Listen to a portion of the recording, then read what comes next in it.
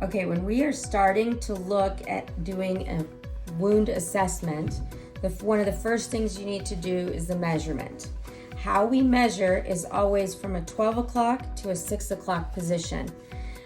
Never measure from the largest area to the largest area. It should always be from 12 to 6 o'clock.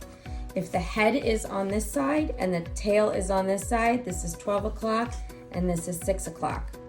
So for this particular patient, we have a sacral ulcer that is measuring 10 centimeters in length.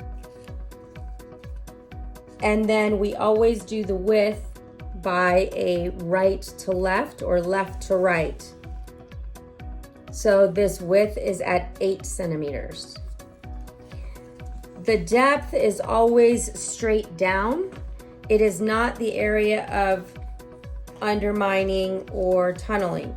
So the depth on this particular patient is roughly 3 centimeters deep at its deepest point. The way we assess for undermining and tunneling would be with a Q-tip. You actually palpate all through the wound. You check around the edges to see where the depth is. And if you have one area that goes down deep, that would be considered a tunnel. So this actually goes down deep and comes back up.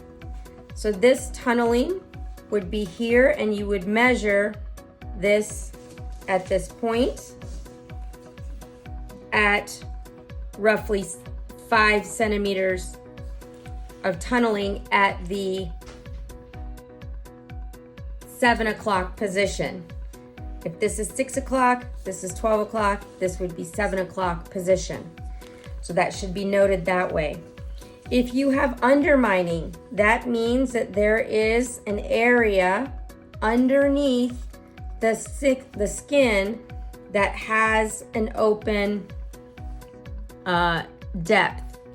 It's not one single area, it's usually a sweeping area.